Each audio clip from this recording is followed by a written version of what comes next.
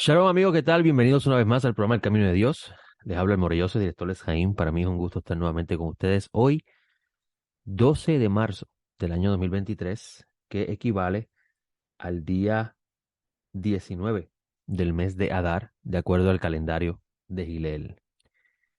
Gracias le doy al Dios de Abraham, Isaac y Jacob por concederme otra oportunidad más de vivir, de abrir mis ojos y ver sus maravillas y sus obras y darme la oportunidad de poder enseñar su palabra a aquellos que tienen hambre y sed por la misma. Como ustedes saben, nuestro ministerio siempre se enfoca en enseñar la escritura de acuerdo al pensamiento del tiempo de sus autores, pensamiento cultural de estos, el conocimiento que ellos tenían sobre Dios y la importancia de conocer ese trasfondo para poder entender mejor las ideas que nosotros leemos en la escritura o los textos que leemos en la escritura y así poder respetar eh, el sentido original o el sentido verdadero de su mensaje. Como ustedes saben, toda la semana nosotros estudiamos una porción de la Torá, siguiendo la idea de los primeros discípulos del Señor, la autoridad en Jerusalén en aquel entonces. Y la porción que estudiamos ayer se titula Kitisa. Kitisa significa cuando tú tomes o cuando censes. Esta lectura se encuentra en Éxodo 30, versículo 11 y termina en el 34-35. En esta porción, o esta lectura de la porción, vamos a leer que el Eterno le dice a Moisés que el censo no debe realizarse contando las cabezas de las personas, de miembros de la familia de Israel, sino que debía hacerse a través de la donación de un shekel o medio shekel. Y que este medio shekel serviría para rescatar, hacer expiación por el alma de la persona. Con esto se evitaría que se manifieste una plaga en medio de ellos.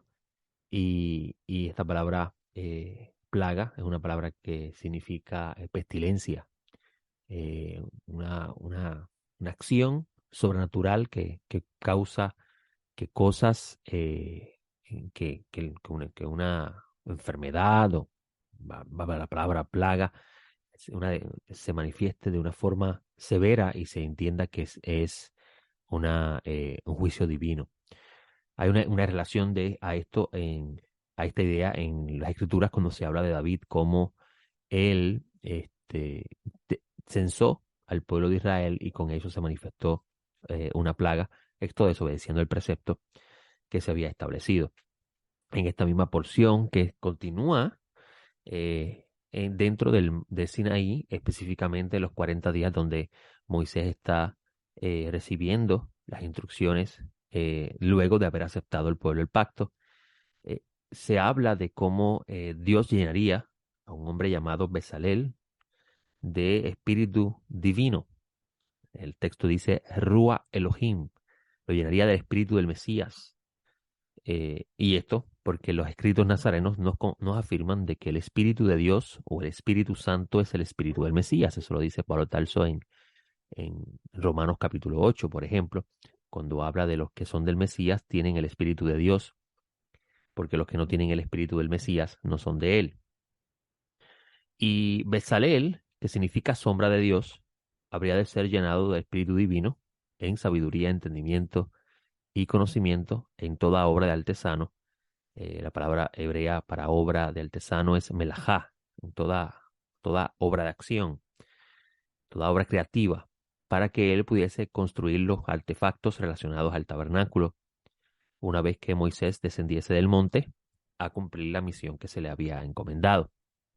También se habla en esta porción de la construcción de la fuente de bronce, que no se dan específicamente medidas de cómo se debe construir, pero sí se habla de su función, de cómo ésta debía servir para lavar las manos y los pies de los Kohanim, los sacerdotes que habrían de ministrar en el tabernáculo, y así no entrar con manos inmundas al santuario, que es un lugar santo, un lugar separado para Dios.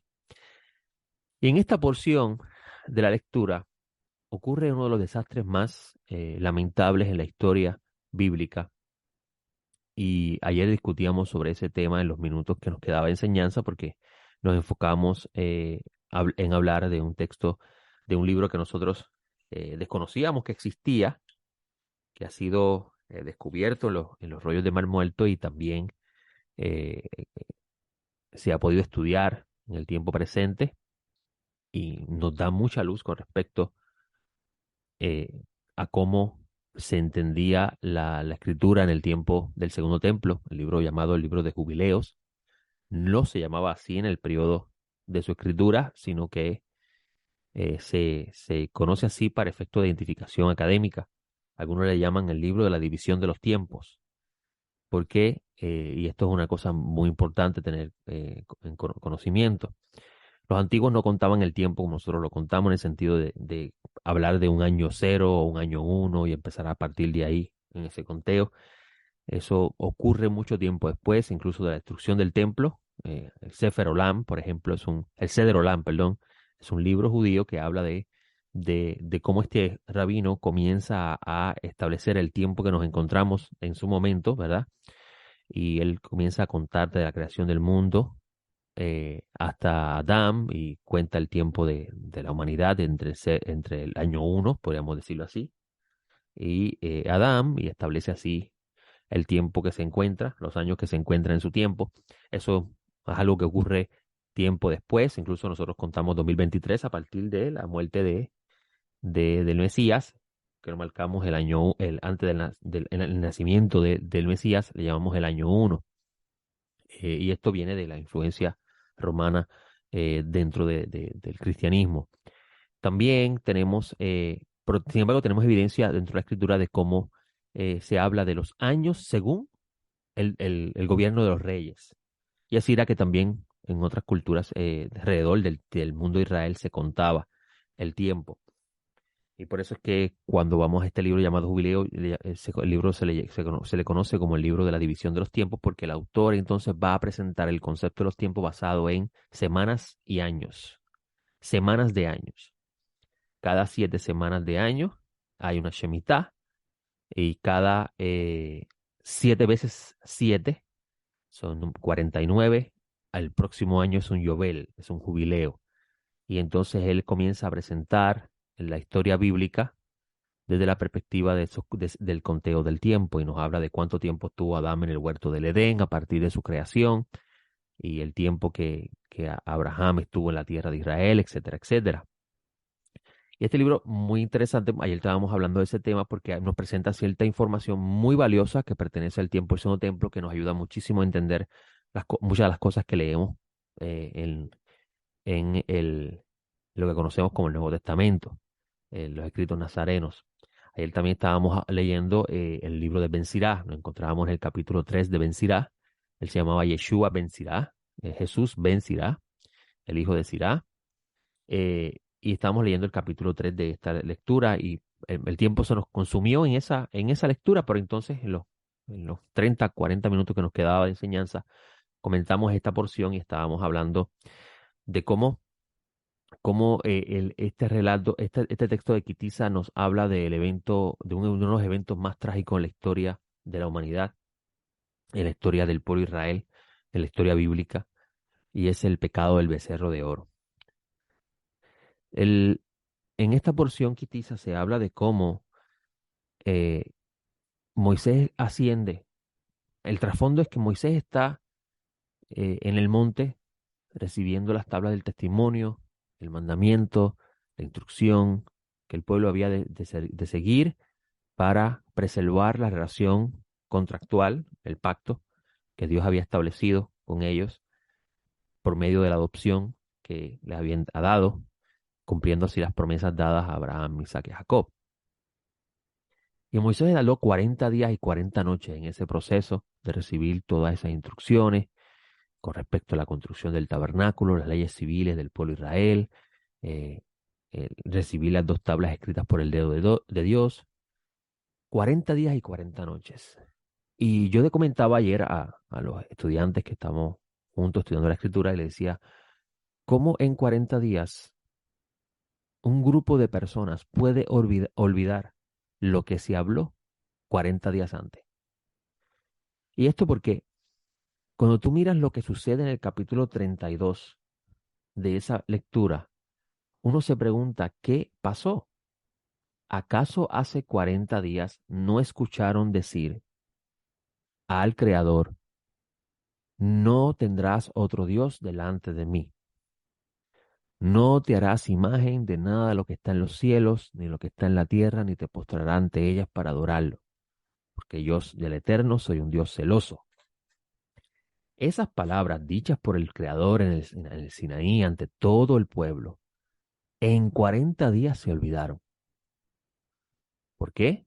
Porque en esta lectura de Kitisa, en el capítulo 32 de Éxodo, el pueblo se levanta y al ver que Moisés tarda en bajar del monte, le dice a Aarón, levántate y haznos un Dios que vaya delante de nosotros, pues en cuanto a este Moisés, el hombre que nos sacó de la tierra de Egipto, no sabemos qué le ha acontecido. 40 días habían pasado, amigo. Y el texto es bien interesante, ¿sabes por qué? Porque nos lleva a preguntarnos quiénes son estas personas. Hay un concepto dentro del mundo de judaísmo rabínico que se conoce como los Erev Raf, la multitud mezclada. Y es un concepto de pensamiento espiritual, si podemos decirlo en un idioma que usted pueda entender, ¿verdad? Concepto esotérico que habla de cómo dentro de Am Israel, dentro del pueblo de Israel, habían personas que eran la mayoría, que se conocían como los Eres Raf. Y es bien interesante esta palabra y le doy gracias a Gladys López de Panamá por su aportación ayer en este comentario, eh, porque esta palabra Eref Raf, el primero la palabra Eref se utiliza en hebreo para hablar de la tarde. Te va a encontrar que dice fue la tarde y la mañana día uno, y cuando encuentras, lees el libro hebreo, dice Eref Boker, tarde, Eref Boker, mañana. Y Eref se entiende como una mezcla entre la luz y la oscuridad, donde la luz no está dominando tanto porque la fuerza del sol ha disminuido y está dominando, está entrando el dominio de la oscuridad más que la luz. Esta idea es bien interesante porque Eref Raf, Raf significa multitud grande, Eref mezclada o mezclado, nos habla mucho más del sentido literal de la condición espiritual que poseían estas personas que estaban diciéndole a Aarón que le construyese un Dios que vaya delante de ellos. Lo interesante del texto es que el texto nos está diciendo que aparentemente ellos habían confundido la identidad de Moisés. Porque, ¿por qué hay que construir un Dios que vaya delante de ellos? Dice el texto que hay que construirlo porque Moisés no está. O sea, esta multitud mezclada aparenta pensar que Moisés es un ser divino. O sea, Moisés es Elohim. Moisés es Dios. Y es una deidad. Parece el texto que eso es lo que nos da a entender con respecto a estos que le están diciendo esto, Moisés. ¿Quiénes son estos Eres Raf? ¿Y qué relación tiene esta palabra Eres Raf con la idea de una disminución de la luz y una entrada del dominio de la oscuridad? Nosotros llegamos a la conclusión ayer, ¿verdad? Preliminar, porque el que piensa que lo conoce todo no lo sabe como debería, dice Pablo de Tarso, que estos Eres Raf tenían una conciencia de la realidad divina expresada en el Sinaí cuando Dios habló muy baja. Pues no recordaron las palabras de Moisés o del Eterno, mejor dicho, o no las recordaron. O sea, sobre ellos dominaba un poco más de la oscuridad que luz. Y esto, pues, obviamente en el lenguaje bíblico significa que tenían una idea confusa con respecto a la realidad de quién es Moisés y quién es el creador que está hablándole a Moisés y está hablándole al pueblo. O sea, pensaron que Moisés era Dios. Esto sucedió en 40 días, amigo. En 40 días este grupo de personas olvidaron las palabras del Todopoderoso y pensaron que Moisés era un Dios. Necesitaban un sustituto para Dios. Lo interesante del texto es que Aarón afirma que el Dios de Israel se llama Yud-Heh-Vav-Heh. Aarón participa muy erróneamente de esta acción y nos lleva también a pensar cómo puede un líder dejarse influenciar por las multitudes. ¿Será que su vida estaba en peligro? ¿Será que él entendía que poquito a poco, en la medida que iba complaciendo el deseo de ellos, podría llevarlos a reflexionar en la realidad de que que el Eterno, Yud-Heh Vav-Heh, o Jehová, no es una bestia, una figura de barro, o que Moisés tampoco es el Dios, al decirle Israel, Jehová es tu Dios, y recordarle el nombre que ellos escucharon en el Sinaí, que tal vez olvidaron cuando escucharon las palabras diciendo. O sea, la situación es bastante confusa porque nos lleva a preguntar qué sucedió con Aarón, pero a la misma vez nos lleva a preguntarnos, a poder tener una idea de tal vez Aarón participa de esto, pero lo que está buscando tratar de hacer que estas personas despierten y se den cuenta que el Eterno es mucho más grande que, que un animal de oro, un becerro de oro. Allí yo decía, ¿cómo es posible que en 40 años se pueda olvidar lo que se habló, perdón, en 40 días se puede olvidar lo que se habló en 40 días? Lo que se habló en el Sinaí, que todo el mundo tembló y le dijo a Moisés, no hable más al Eterno, habla tú, no sea que muramos, perezcamos, dice el texto. Esta experiencia del Sinaí me recuerda mucho las palabras de Pablo de Tarso, cuando él hablando en el capítulo 20 del libro Los Hechos, dice lo siguiente, yo sé, es el versículo 29, que después de mi partida entrarán, entrarán entre vosotros lobos feroces que no perdonarán al rebaño, y de entre vosotros mismos se levantarán hombres que hablan perversidades para arrastrar a los discípulos tras sí. Por tanto, velad recordando que por 3 años y noche y día no cesé de amonestar con lágrimas a cada uno. Mira qué interesante estas palabras. Pablo de Tarso en ese periodo del tiempo está prediciendo lo que va a suceder cuando él muera. Él dice que cuando él parta, cuando él ya no esté con ellos, sea físicamente, en el sentido de que ya no regresa a esa ciudad, o en el sentido general, de que cuando él muera, él siendo el apóstol de los gentiles, se levantarán unos maestros que van a dañar el rebaño, van a dañar el mensaje, van a cambiar todo lo que él habló. O van a malentender lo que él habló. Todo pareciera ser que Pablo de Tarso está hablando en ese sentido.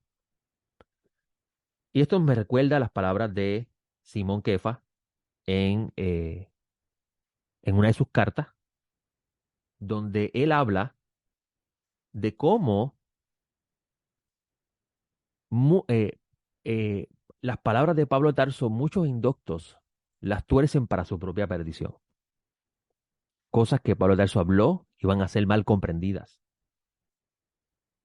La historia está ahí para nosotros juzgarlas cuando analizamos lo que se comenzó a pensar y comenzó a desarrollarse como dogma y filtrado a la luz de este grupo de judíos inspirados por el Espíritu de Dios, escogidos por el Mesías escogido por Dios, enviado a este mundo para proclamar el mensaje de las buenas nuevas a los que estaban cerca y también a los que estaban lejos, o sea, al judío y al gentil. El mensaje de redención, lo que significaba esto, a la luz de la Escritura, lo que significa la salvación, a la luz de la Escritura, estamos cuando hablamos de la Escritura, a la luz de los profetas, porque el concepto de la salvación que el Mesías trae, los apóstoles lo validan con los profetas, donde se habla de ello. Tiempo pasó después de la muerte de los discípulos y el mensaje también se cambió. Se olvidaron las palabras que se enseñaron, se perdió el sentido original de estas y se creó algo nuevo. Incluso hasta la identidad del Mesías se transformó. Se cambió la identidad del Mesías según la Escritura y se creó a un Mesías diferente a la Escritura. Si en 40 días un grupo de personas confundió la identidad de Moisés ¿Cuánto más en 2000 años? ¿O cuánto más en 400, 500, 600 años después de la muerte de los apóstoles que preservaron el mensaje original y toda la idea bíblica y hebrea con respecto al Mesías, la redención, el Espíritu Santo y todas las demás cosas que ellos hablaron? ¿Qué significaba salvación a la luz de los apóstoles, a la luz del Mesías? Ese mensaje se cambió. ¿Qué significa vida eterna a la luz de los apóstoles, a la luz del Mesías? Ese mensaje se cambió. ¿Qué era la identidad del Mesías a la luz de los apóstoles y el propio Mesías, a quien le preguntan, le dicen, maestro bueno? Y él dice, ¿por qué me llaman bueno? Uno solo es el bueno, Dios. ¿Qué pasó con la identidad del Mesías? Que a él le preguntan, ¿cuál es el mandamiento más importante? Y él dice, el mandamiento más importante es que hay un solo Dios. ¿Qué pasó con ese mensaje del Mesías a la cual él en su oración, que aparece en el capítulo 17 de Juan, su última oración antes de ser llevado injustamente a ser muerto de acuerdo a la forma romana de castigar a un candidato o a un levantador de masas para revolución, porque así pensaron que él estaba predicando su idea del mensaje? De esta oración donde él dice que la vida eterna consiste en conocerte a ti, el único Dios verdadero, y a Yeshua el Mesías a quien enviaste. Yeshua hace claramente una distinción entre Dios y él como el Mesías. Si en 40 días, amigos, un grupo de personas, que la tradición rabínica llama los Erev Rav, la multitud mezclada, olvidaron quién era Moisés y la función que él hacía, y pensaron que él era un Dios que los estaba llevando a ellos al lugar donde iban a habitar. ¿Cuánto más habrá sucedido con el mensaje original 300, 400, 500 años después? Y hablamos de ese periodo del tiempo porque ese periodo del tiempo donde comienza aún más transformarse las ideas que predican los apóstoles del Mesías. Leemos a un Pablo de Tarso, por ejemplo, que habla de cómo el Mesías vino para redimir a los que estaban perdidos y que está sentado en los lugares celestiales esperando a los que se oponen a él a que se pongan por estrado de sus pies. En una de sus cartas él dice de cómo el Mesías tiene que entregarle el reino a su Dios y Padre. Mire qué interesante, el Mesías tiene un Dios. El propio Pablo de Tarso, el apóstol a los gentiles, está diciendo que el Mesías tiene un Dios. Pero no solamente eso, que cuando vas a los documentos de el Mesías hablando, afirma esa misma idea. Cuando vas al libro de Revelaciones, habla de cómo el Mesías dice que el que venza tendrá lugar en el santuario de su Dios. O sea, el Mesías tiene un Dios. Si la idea del Creador y la identidad de Moisés se cambió se confundió, se malentendió 40 días después de su ausencia, ¿cuánto más ha pasado en 2000 años? Reflexionen en eso. Por eso es que este ministerio se enfoca en regresar a la raíz de los textos, al pensamiento de sus autores, no interpretar la lectura de la escritura a la luz de las diferentes filosofías del mundo, sino a la luz de ese pueblo a quienes se les asignaron los oráculos. Porque Pablo Tarso dice que la ventaja que tiene el judío sobre el gentil es que ellos son los custodios, a ellos se les dieron los oráculos de Dios. Por consiguiente, estos son los que tienen la comprensión de los textos. El hecho de que el creador bendito sea haya cegado los ojos de muchos para identificar a Yeshua como el Mesías en el tiempo de él no significa que estos no entiendan la escritura. Por eso es que este ministerio se enfoca en eso, amigo. De cuando estudiamos los escritos de los discípulos, mirar el Tanaj, la Biblia hebrea, lo que usted llama el Antiguo Testamento, palabra que se le adjudica a la escritura tiempo después de la muerte de Pablo. Y cuando digo eso de escritura me refiero a la escritura en general, pues cuando Pablo habla de la lectura del Antiguo Pacto, se está refiriendo a una sección en particular de el Pentateuco que habla del pacto y del velo de Moisés, que incluso en las próximas semanas se va a estar leyendo sobre eso. Pero eso es una porción dentro del libro de Éxodo. No es la totalidad de la narración de Génesis hasta Deuteronomio, ni mucho menos los profetas. A eso no se refería Pablo. Por eso nosotros leemos los escritos de los discípulos a la luz de lo que usted llama el Antiguo Testamento, que no es así, es una expresión incorrecta, lo trajo Marción y le hizo un gran daño a la fe original. Y a la misma vez, a la luz de los documentos que rodeaban, los libros que rodeaban, los diferentes escritos que rodeaban el tiempo de los apóstoles. Usted no va a encontrar que se hable mucho con respecto a los espíritus inmundos, eso que usted conoce como los demonios, que es una palabra en español que viene de una palabra griega, daemon, que significa espíritus. En hebreo es shedim. Usted no escucha mucho de eso en el Tanaj, se menciona brevemente. Pero en el tiempo del segundo templo hay un gran énfasis a ese tema y tenemos que preguntarnos cuándo comienza a darse el énfasis a eso. Y hay libros que hablan sobre eso. Cuando se habla de Belzebul, ¿dónde está eso en toda la Biblia hebrea? Belzebul, el príncipe de los demonios, ¿qué es eso? Sin embargo, en el tiempo del segundo templo hay un libro que se habla de uno de los ángeles perversos llamado Belzebul. O sea, la importancia de la literatura de ese tiempo para poder entender el pensamiento apocalíptico y escatológico. Apocalíptico en el sentido de revelatorio, porque la palabra apocalipsis en el sentido antiguo representaba la idea de una revelación, no de la idea del fin del mundo, como hoy se le da. Cuando vemos catástrofes suceder en diferentes partes del mundo, decimos, esto es el apocalipsis, el final. No, la palabra apocalipsis significa revelación. El sentido revelatorio de las cosas que se están hablando en el tiempo del Mesías, los discípulos que están hablando, el Señor que está hablando. Y no solamente eso, amigo, sino también el contenido escatológico de ese mensaje revelatorio.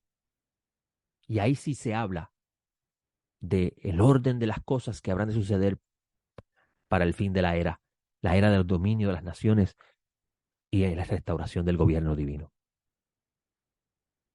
Hay muchos documentos que hablan sobre eso en ese tiempo, que es necesario conocerlo para cuando leemos los escritos nazarenos tenemos mejor luz con respecto a esa idea.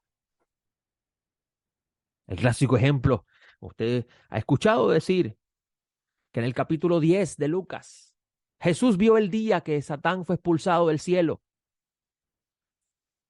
Que eso habla del principio de la creación, la guerra cósmica, y por eso la tierra estaba desolada y vacía. Eso es una interpretación de Scofield, mucho tiempo después de los apóstoles, amigos.